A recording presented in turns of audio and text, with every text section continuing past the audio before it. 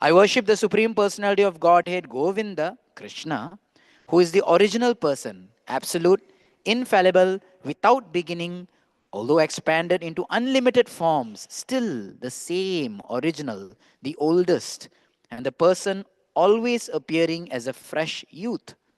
Such eternal, blissful, all knowing forms of the Lord cannot be understood even by the best Vedic scholars, but they are always manifest to pure, unalloyed devotees. Srila Prabhupada continues. The Supreme Personality of Godhead has no cause, for He is the cause of everything. The Lord is beyond the workings of cause and effect. He is eternally existing. In another verse in Brahma Samhita, says, Andantarasta Paramanu Chayantarastam. The Lord exists within this gigantic universe and within the atom. The descent of the Lord into the atom, the descent of the Lord into the atom and the universe indicates that without His presence, nothing could factually exist. Scientists say that water is a combination of hydrogen and oxygen. But when they see a vast ocean, they are puzzled about where such a quantity of hydrogen and oxygen could have come from. They think that everything evolved from chemicals. But where did the chemicals come from? That they do not know. Since the Supreme Personality of Godhead is the cause of all causes, He can produce immense quantities of chemicals to create a situation for chemical evolution. We actually see that chemicals are produced from living entities. For example, a lemon tree produces many tons of citric acid. The citric acid is not the cause of the tree, rather, the tree is the cause of the acid. Similarly, the Supreme Personality of God is the cause of everything. He is the cause of the tree that produces the citric acid. Bijam mam sarvabhutanam. Devotees can see that the original potencies causing the cosmic manifestation are not in chemicals but in the Supreme Personality of Godhead, for He is the cause of the chemicals. Everything is caused or maintained by the energy of the Supreme Lord, and when everything is annihilated or dissolved, the original potency enters into the body of the Supreme Lord. Therefore, this verse says, Adau ante picha satvanam yad dhruvam tat evantaralepi. The word dhruvam means permanent. The permanent reality is Krishna, not this cosmic manifestation. As stated in Bhagavad Gita, Aham Adir hi Devanam and Mataf Sarvam Pravartate. Krishna is the original cause of everything.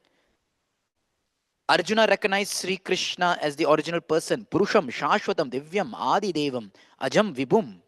And the Brahma Samhita describes him as the original person, Govindam Adi Purusham. He is the cause of all causes, whether at the beginning, at the end, or the middle.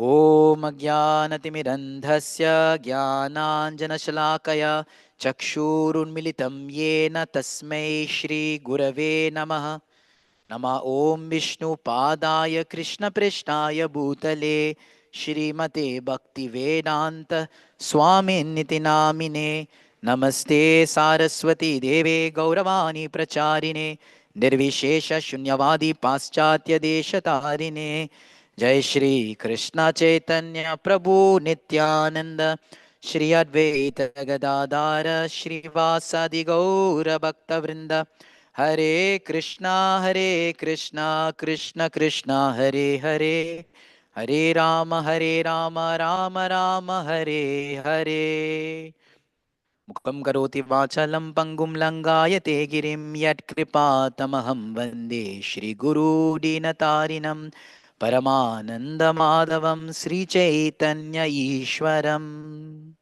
Hare Krishna. So I'd like to welcome all the devotees for today morning's Srimad Bhagavatam class. I seek your blessings to be able to discuss something on this section particularly. So, I think I'm okay. Thank you. So we are looking at the prayers of Chitraketu Maharaj, and we started like 2 verses ago. So it's very interesting that Chitraketu Maharaj, he got a benediction to worship the Lord, and he performed tapasya. Thereafter, when he saw the Supreme Personality of Godhead, naturally, like it comes many places in the Bhagavatam, he starts to offer prayers. And now, what technical prayers are you giving, isn't it? You're the beginning, you're the middle, you're the end. Seems so technical. So, we'll just try to see a little background to this. In Srimad Bhagavatam, we find many personalities, such as Chitraketu, who performed some form of tapasya to get the darshan of the Lord. Most famous is Dhruva Maharaj, who kind of did like a 6 months course. Right? In 6 months, he kind of saw the Supreme Person. He chanted a mantra, he did some tapasya, he got the darshan of the Lord.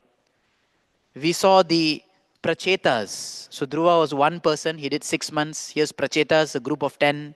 They did for 10,000 years tapasya, taking the mantra chanted by Shiva. To get the darshan of the Lord, they also got the darshan of the Lord. Chitraketu, he was over a week, 10 days plus course. So then he saw the Supreme Lord chanting some mantra. In the beginning of the second canto, we saw Lord Brahma. He also did tapasya. He kind of got the mantra indirectly from the movement of the waters, tapa, tapa. And he did for thousands and thousands of millennia. But he ultimately got darshan of the Lord. So like that, Srimad Bhagavatam presents various personalities who, after doing some tapasya, gets the benediction of seeing the Lord. And after seeing the Lord, they perform or they offer their prayers out of gratitude. This is the situation of Chitraketu. Now, mind us that in the Bhagavatam, there are personalities who never expect to see the Lord, but the Lord came to see them. Bit interesting, isn't it? So, some people are like Prithu Maharaj. Prithu Maharaj was doing his yagya, he was worshipping, he never expected to take the darshan of the Lord. But the Lord, being so pleased with Prithu Maharaj's sacrifice, he appeared before him. Parikshit was another personality. He was in a helpless condition. He didn't even call out for the Lord. But still the Lord came to him to give darshan. 12th canto of Srimad Bhagavatam, we see Markandeya Rishi. Markandeya was just moving through the ocean of dissolution, and the Lord came to him to give darshan. So sometimes the Lord, out of his causeless mercy, appears to the devotee, although the devotee may not have apparently done some tapasya, or not have intent to see the Lord. So here Chitraketu, he sees the Lord and he gives some technical prayers. Now let us look at this shloka in the purport. So in the purport, Srila Prabhupada quotes many verses, right? He quotes 2 verses from Brahma Samhita. This whole verse is speaking about how the Lord is the beginning of everything, how the Lord is the end of everything, how the Lord is never in the middle, beginning or end, but He's always there. He's the cause of all everything. So it's like, this verse seems to begin, it doesn't seem to end. We can't understand what's happening in between, right? Some technical prayers. But let's look at the purport, how Prabhupada quotes many shlokas. He quotes 2 verses from Brahma Samhita. One is this verse, Advaitam Achyutam Anadim, Adi. So to show that the Lord is the origin of everything. He is what we say as monotheistic polymorphic. Is that one Supreme Lord who has taken many forms. Right? So He's always the one Supreme Lord. Then Srila Prabhupada quotes another verse, Andantarastha Paramanu Chayantarastam. So this shows the Lord's omnipresence. The earlier verse showed the Lord's omnipotence, that He is that one singular, big, main entity. And this next verse, Srila Prabhupada wants to show how the Lord is omnipresent.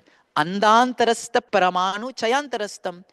He is within this universe, He is within each atom as well. It is very difficult to, theoretically we kind of understand. But practically, I don't think we digest it, because sometimes we walk around, we move things with our feet, isn't it? If we perceive Lord everywhere, I don't think we can function. Imagine if you go to wash your hands in the sink and suddenly you want to spit and you see the sink Lord's face. It'll be a bit difficult. The Lord is present everywhere. So a full realization of that, maybe we'll become a little dysfunctional. Maybe a prema bhakta who sees the Lord everywhere becomes apparently a little dysfunctional. Because to see the Lord everywhere, So, but that's the reality actually. The Lord is everywhere. Srila Prabhupada then goes on to quote 4 other shlokas in Bhagavad Gita. In this one purport, short purport. 2 shlokas from Brahma Samhita, now 4 shlokas from Bhagavad Gita. He quotes how the Lord is the origin of everything. Bija mam sarva bhutanam vidhi partha sanatanam Buddhi buddhimatam asmi, tejas tejasvinam aham. So bija mam sarva bhutam. I'm the seed. There's nothing before a seed. Right? We do farming. Everything starts from the seed. So to show that the Lord is the bija, someone coming from any natural background, you'll when you see something is the beej, you're like, okay, that's it. There's nothing before that. You don't ask. You get the beej and then your work starts. The beej is everything, isn't it? So bija mam sarva bhutanam. Then he quotes another verse, aham adihi devanam, to show that the Lord is the origin of even the greatest personalities, like the devatas. Then he also quotes together another verse, matah parantaram nanyat kinchit asti dhananjaya. Matah para tara na anyat. There is nothing beyond me. Krishna says like that. Then he quotes that Arjuna also. So it's not just Prabhupada saying this, it's not just the Shastra saying this, but the great bhaktas like Arjuna is also saying. At the end of the Prabhupada quotes this verse, Purusham Shashwatam Divyam, is 10th chapter 12th verse, where Arjuna glorifies the Lord. Right? So like this we see Prabhupada establishes the divinity, the personality, the supremacy of Krishna in this verse. Now there's some amazing statements which I find very profound in this purport. One is that Prabhupada writes, we actually see that chemicals are produced from living entities. Now, at this time, this is 6th canto, so we can understand that this is around 1973 onwards. Okay, 74 onwards, because Chaitanya Charitamrita has already been written in ISKCON, 74, 75. And then 6th canto is there right now, just after. So, time when Srila Prabhupada with his disciples, His Holiness Bhakti Swarup Damodar Maharaj and all is there. So they have this book, right? Life comes from life. So practically it's like that topic only. Prabhupada saying that scientists are saying that everything comes from chemicals. But Prabhupada said that's the other way around. It is life which creates chemicals. Prabhupada gives a simple example. A tree producing lemon which gives citric acid. You don't see citric acid producing a tree.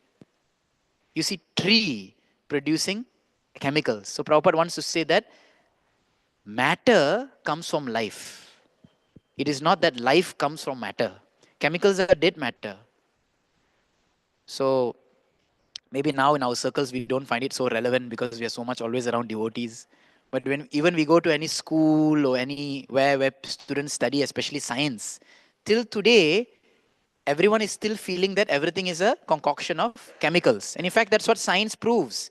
If you're feeling down, if you're feeling a little depressed, take an injection. You get some chemicals in your body, right? Then you start feeling happy again. Injection of hormone injection, this injection, that injection. So with the simple manipulation of some chemicals, you see that things are changing. Yes, things may change, but you cannot give birth to life. Right? Chemicals do not produce life. So the reality is that life creates matter. Okay? And we see that life creates chemicals actually. Like even when a person dies, right? Immediately so much chemicals are released from the body, methane, hydrogen, whatnot gases are released from the dead body. It starts to decompose, it starts to create different biomass, bioorganic products. So life actually produces so much chemicals. Whereas previously, if you put all these gases, if you put all this biomass together into a drum, you're not going to create a human, isn't it? So that is the first very nice statement that Prabhupada presents here, that we can actually see that chemicals are produced from living entities. Now the second statement, I find it like a little, in English they say a pun intended. He attended a pun, Prabhupada.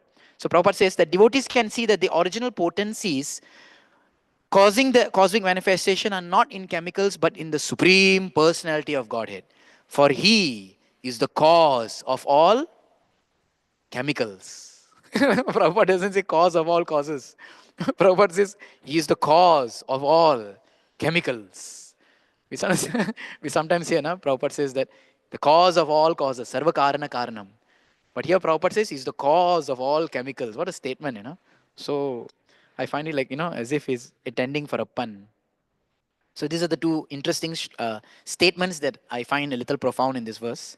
Now let's look at the shloka. Each line is very interesting in itself. For those of you who in the beginning, we kind of struggled with the second line because it is so long, it seems out of meter. But there must be some significant. When something goes wrong, there must be something significant, isn't it? If the shloka is too long, that means there must be something significant. So let us try to see what's significant. First line. Paramanu to Param Mahan. Right? So from Paramanu, from the smallest particle to the Parama Mahan. Now for those who have studied Bhagavatam, we are taken back to 3rd canto, 11th chapter, where time was described. So in the beginning, before describing time, right, Vidura is speaking, Maitreya. So Maitreya is speaking that first he sets the parameters, right? That what is Paramanu? Paramanu is the smallest particle you can find in the universe, and Parama Mahan is the conglomerate, the largest particle. So time is the time taken for light to travel from the smallest particle to the largest particle. This is the universal time. Just one atom is atomic time to universal time. This is the beginning and this is the end. It's all movement of light. The time taken for light to cover one atom, that is the smallest. The time taken for light to cover the entire universe, that is the greatest. So Paramanu means the most subtle, and Paramamahan means the most gross. The Lord is both, right? The Lord is the smallest and the greatest of everything. Second line. They mention that you, my Lord, you have no Adi, you have no origin, you have no Anta, you have no end. You do not die. And at the same time, you have no Antara also. Actually, you do not exist in between. But although you have no Adi, Anta, and Antara, you are the Adi, Anta, and Antara of everything. So complicated, isn't it? Very technical. Say that you are the middle, beginning of end of everything. So this kind of reminded me of 2 verses in Bhagavad Gita where the Lord again says the similar thing. He says this in 10th chapter, 20th verse of Bhagavad Gita. He says, Ahamadischa madhyam cha bhutanam anta eva cha. He says, O Arjuna, I am the beginning, the middle and end of all creation, right? Of all living beings. Then in another place, in 10th chapter only, 32nd verse, Krishna says, Sarganamadirantascha madhyam chaivaham Arjuna. He says, Oh Arjuna, please understand that I am the beginning of everything and I am the middle. What does this mean? That the Lord is the beginning, the middle, the end? It means that nothing can exist without the Lord. The Lord exists in all phases, past, present, and future.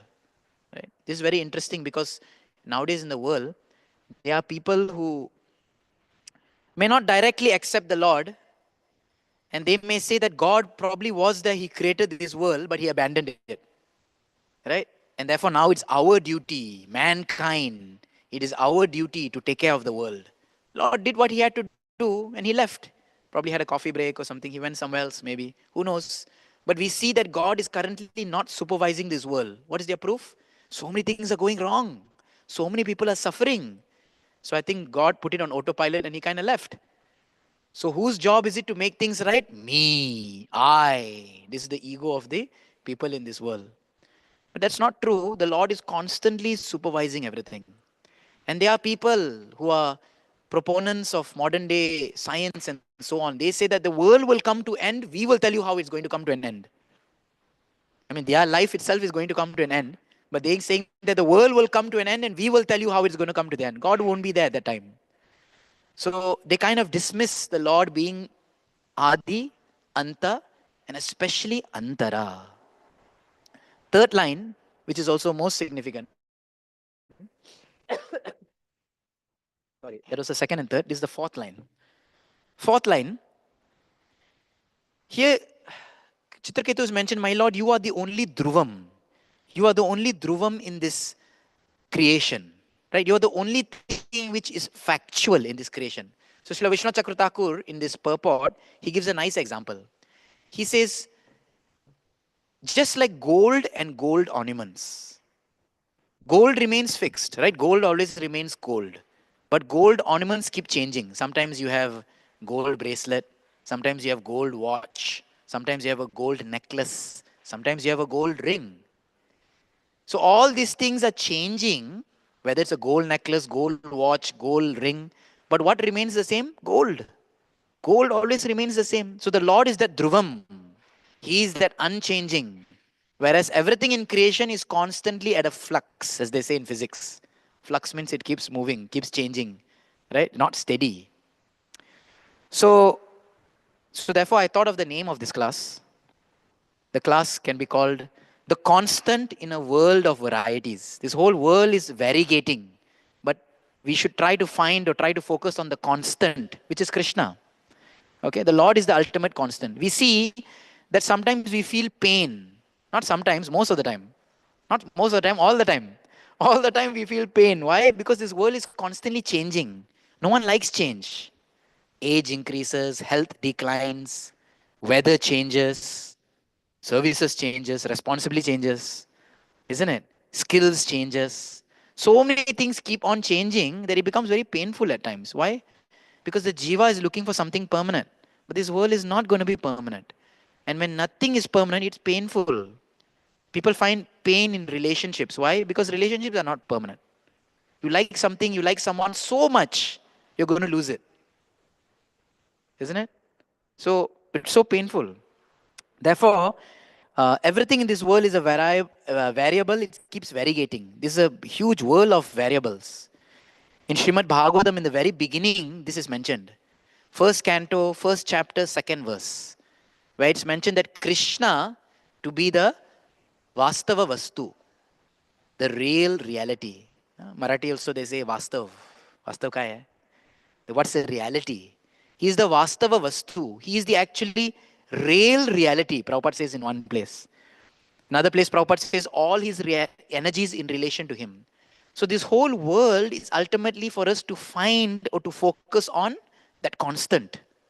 Isn't it?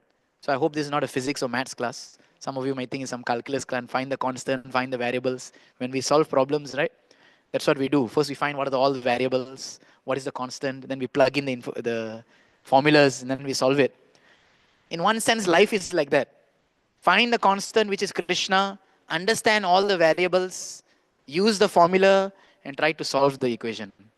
Isn't it? Life is like that only. So, the Vastava Vastu is Krishna. That we should focus on. So, I just remember some stories. Okay, these are stories from Ramayana and Mahabharata. Maybe in some other Puranas, I don't know. So, once there was a rishi, his name is Ashtavakra. Now, you must have heard about him. Ashtavakra means he's bent in 8 places. Ashta, 8, Vakra.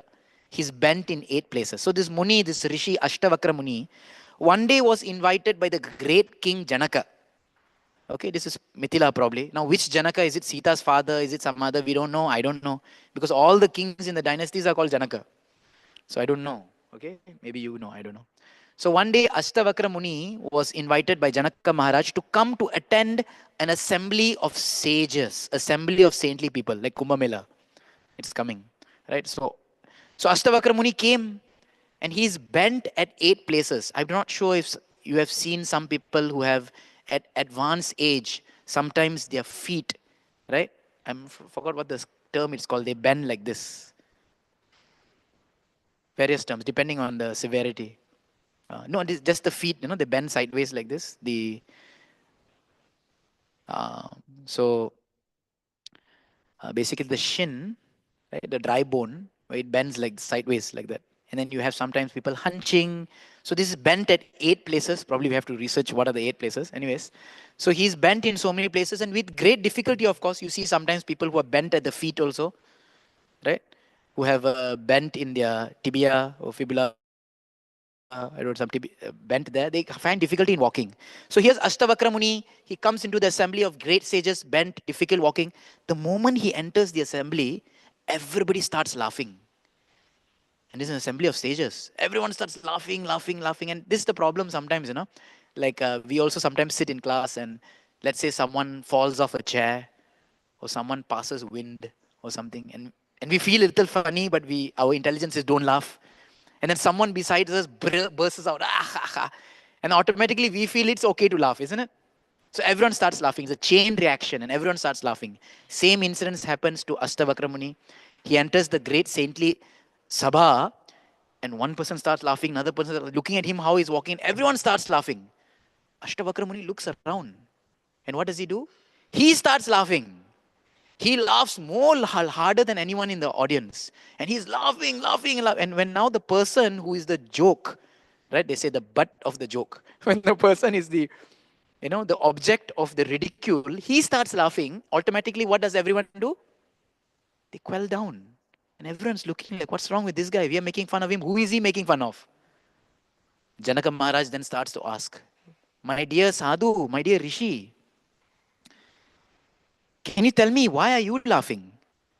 So Ashtavakra Rishi, very profound words, he says, oh, why am I laughing? Ha!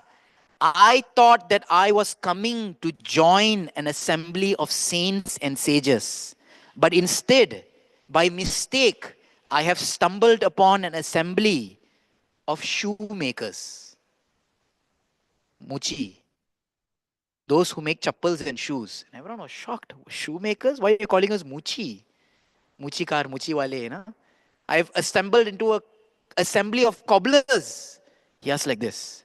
Then everyone was shocked, looking at each other. Kya hua isko, what's happening? He said, because that Muchi wale or that cobbler or that shoemaker is only interested in leather and skin.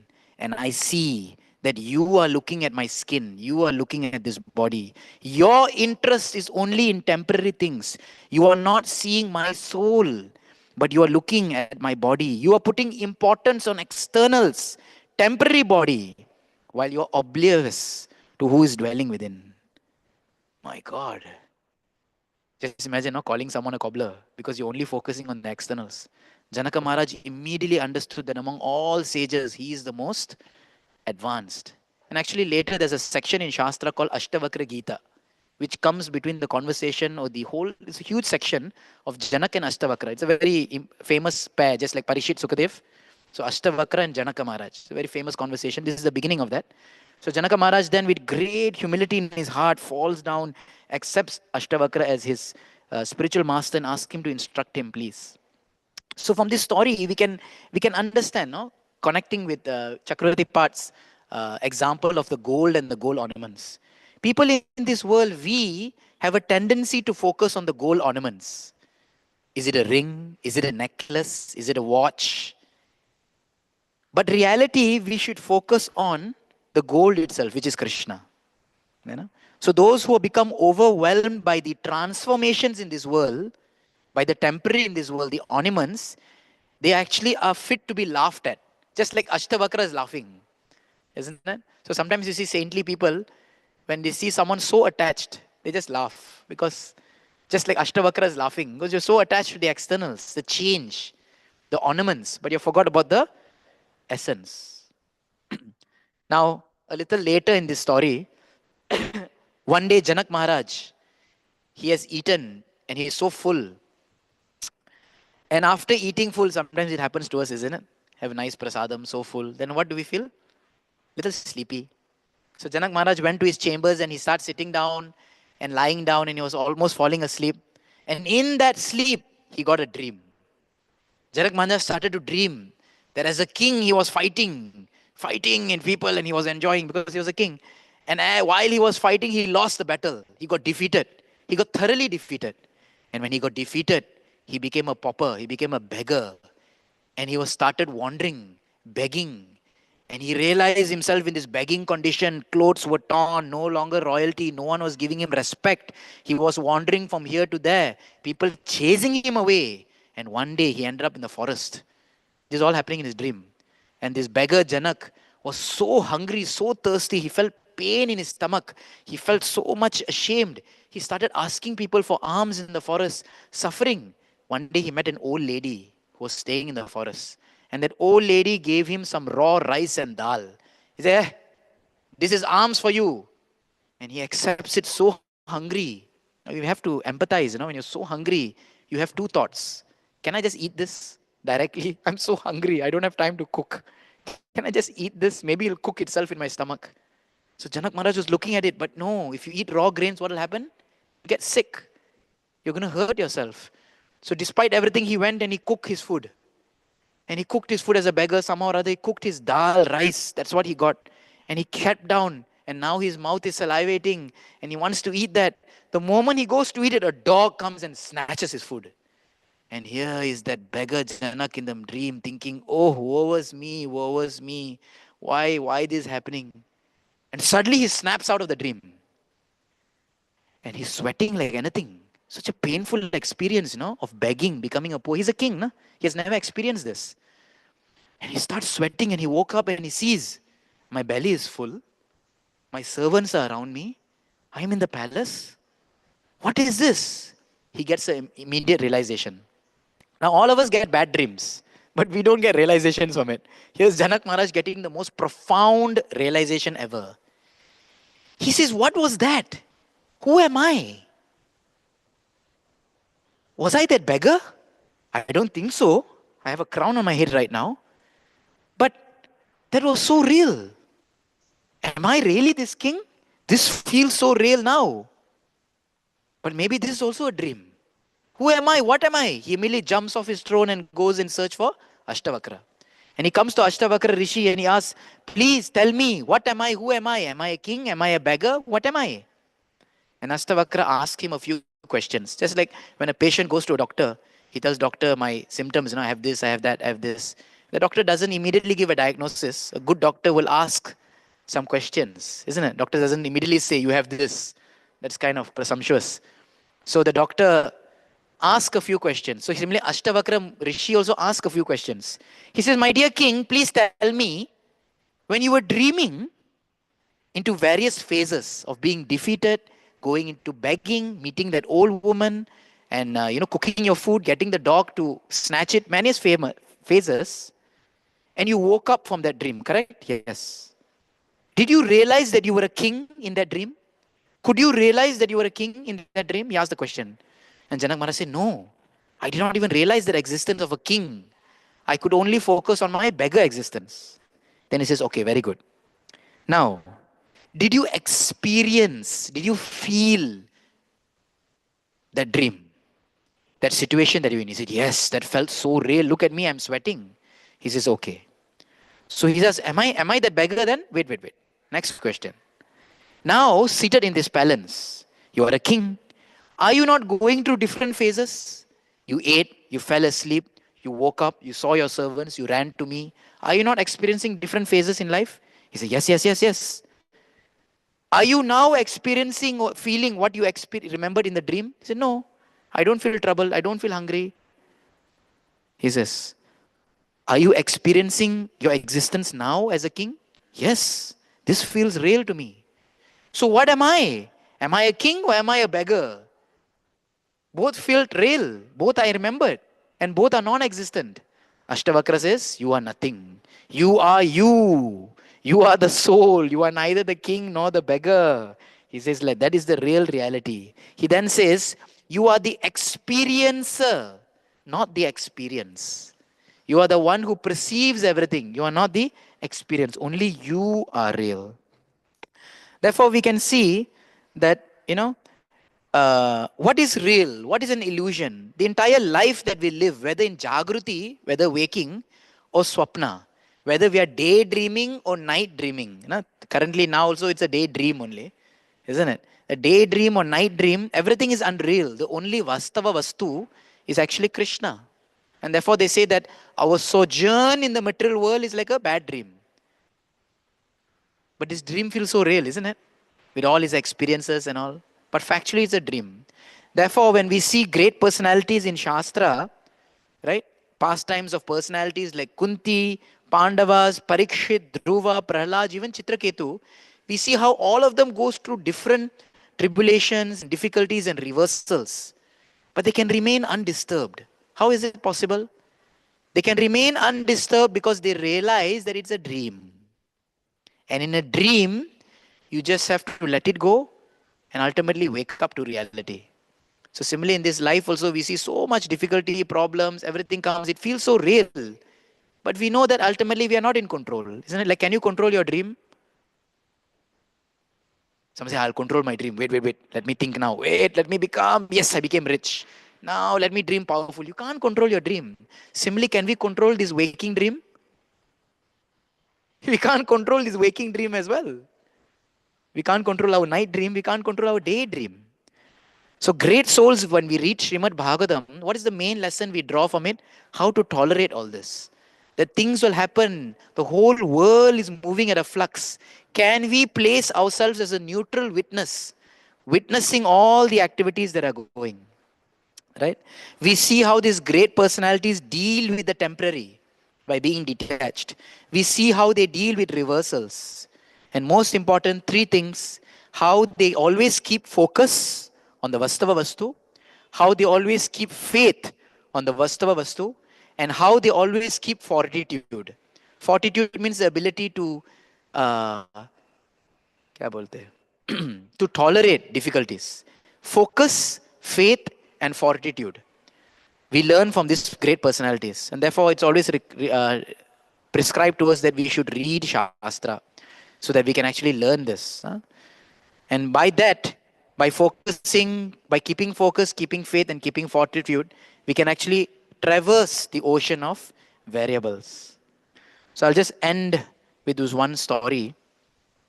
This is a story spoken by the acharyas from Sri Sampradaya. So once there was a tall man and a relatively short man, and both were trying to cross the river. Now, as they were crossing the river, the current of the river became a little more powerful than usual. Now, the tall man and the short man realized that for them to cross the river just by walking through the river waters, they had to hold on to each other for support. Sometimes it happens here in rainy season. No? We see in our Ambyachamori, right? As we are going, the water is flushing through, and some people feel that I can do it, and they go with their bikes, but they kind of fall over. And some people want to cross, three people hold hands and they cross, right? The current is so fast. So like this is the situation of the tall man and the short man, holding hands, crossing the river. As they were crossing the river, they came to one point within the river where the water level became more high. Now, naturally, the tall man has no difficulty. The water comes up to his knees, it comes up to his hip. But for the short man, if it comes up to the hip of the tall man, it's probably to the chest of the short man. So who's having difficulty? The short man. And as they keep going, the water comes more and more towards the neck and even the face of the short man. Now, in such a situation, a person becomes panicked. Now, what should the short man not do in this situation? He should not leave the hand of the tall man. He should actually grasp onto it even harder, because that guy is having no difficulty. He is above all problems, but I'm stuck within it. So similarly, the acharyas of Sri Sampradaya say that we are that short person in life, and that tall person is Krishna. He is always holding our hand. We are always holding hand with the Lord, and we are in this ocean of tribulations and problems and miseries. And sometimes problems rise so much they come to our nose, naak tak aa jata hai, and we become panicked. At that moment, we should not leave the Lord, but we should take shelter, hold on to the Lord's hand even more tightly, because He can definitely take us across this ocean. So we have 10 minutes. I thought I will finish. So before we end, I will just share a poem, one short poem, and then we'll revise on what we see in today's class. Or maybe we'll revise first, then we'll share the poem.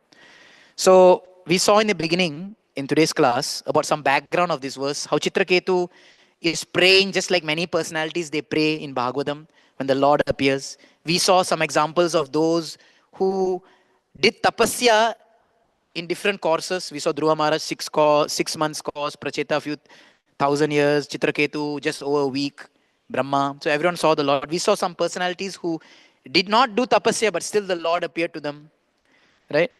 And then we saw in this shloka, in this purport, how Srila Prabhupada quotes many verses proving that the Lord is the Adi. 2 verses from Brahma Samhita, 4 verses from Bhagavad Gita. Then we saw in this class 2 wonderful statements by Srila Prabhupada, how the Lord is the cause of all chemicals, right? Cause of all causes, cause of all chemicals, like that. And then we looked at each line in this shloka, how the Lord is the Parama, smallest of the smallest, largest of the largest, how He has no, second 2 lines, He has no beginning, no middle, no end, but He is the middle and beginning of end. And the last line, which was the main topic of discussion, how the Lord is the Dhruvam, the gold, whereas all energies and creation are like gold ornaments. And from that, we discussed how the Lord is the Vastava Vastu. We saw 2 stories of Ashtavakra and Janak Maharaj, right? How he was laughing at all the saints being cobblers, being shoemakers, because they were focused on the leather or the skin of the body. And we saw how Janak Maharaj was confused. What is the real reality in life? And Astavakra told that your daydream or your night dream, both are illusion. That the only reality is you. And in conclusion, we saw last story how in our lives as well, we go through so much difficulty and tribulations. We should take shelter of the Lord, who is the only constant within this world of variable. This variegating world, this variable world gives us so much pain, but the Lord, who is the constant, gives us shelter. So, last, I would like to end with some thoughts, a poem which came to my mind. In this world of faces, we make a list of names. So why we say world of faces? Because factually, when we live in this world, we move around, we know people by face value. Sometimes we don't remember people's name. I seen you somewhere. Isn't it? In this world of faces, in our mind, so many faces come. That's why Facebook is so famous. Isn't it? In this world of faces, then we make a list of names. That means we start to become attached to some people. We start to remember them. Else we just know people on the face. In this world of faces, we make a list of names. In this life of phases, we make a plan for fame.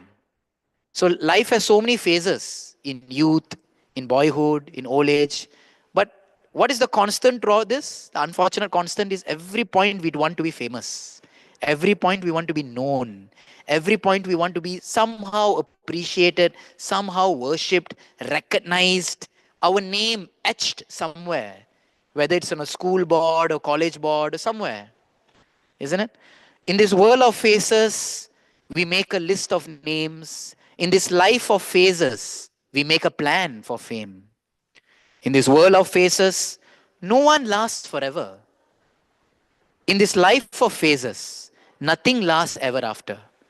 So in this world of phases, no one lasts forever. Why? Out of sight, out of mind, isn't it? We forget our friends in school, forget many friends in college, even devotees. Out of sight, out of mind. That's a reality. In this life of phases, nothing lasts ever after. We sometimes want happiness ever after. It'll never come. It'll never happen. Isn't it? We like something now. How long can we go on liking it? Some people like eating spicy. But after a while, spicy leaves you. Isn't it? You don't want to leave it, but it leaves you. In this world of phases, change is a constant. Like Gaurang Pro always says, everything is always fluctuating. The only thing constant is your sadhana. The holy name is the only thing. So take shelter of the holy name. That is the only thing which remains the same. Everything else changes. So in this world of phases, change is a constant. Change is the only thing that's keep happening. In this life of phases, forgetfulness is instant. In this life of so many phases that go on, we are so forgetful of everything because we are ungrateful. We forget so easily, quickly, what someone has done good for me, what I have earned, what I have gotten. How many of us wake up in the morning and actually feel grateful that, I got this. How many times during the day we remember that this was given to me, this was given to me, this was given to me, this was given to me, that was given to me. Right? So in this life of phases, so many phases we are changing. But forgetfulness is instant. Immediately we forget. We are so ungrateful. In this world of phases, we are Krishna Bahirmukh. In this life of phases, we should endeavor for Sevanmukh. Right? In this world of phases that we see so many people, we are just turning our face, either from people or either from the Lord. And in the life of phases, where so many phases are there, we should actually endeavor for Sevanmukh at every phase. It is not that when I get old, when I get big, when I become senior, then I'll take shelter of Krishna. No, right now, every moment.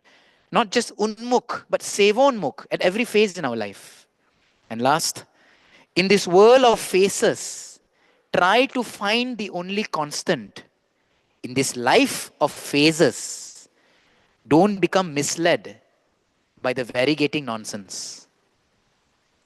So in this world of phases, we have to learn to try to find the constant. That means you're looking at each phase, not going to last, not going to last, not going to last, not going to last. Who is going to last then? Krishna. And in this life of different phases, we should not be misled by the variegating nonsense. And sometimes, like they say, do not take life too seriously. Isn't it? Do everything seriously, but don't take everything seriously. We should do everything very seriously, but don't take things too seriously. Problems comes, issue comes, setback comes, success comes, failures comes. All this happens. But these are all like gold ornaments, transformations of the Lord's energy. Ultimately, what is the Vastava Vastu? There is a Supreme Personality of Godhead, Sri Krishna. So, with this, I would like to end. Um, if there are any questions, if not, so it's fine. You just take your blessings.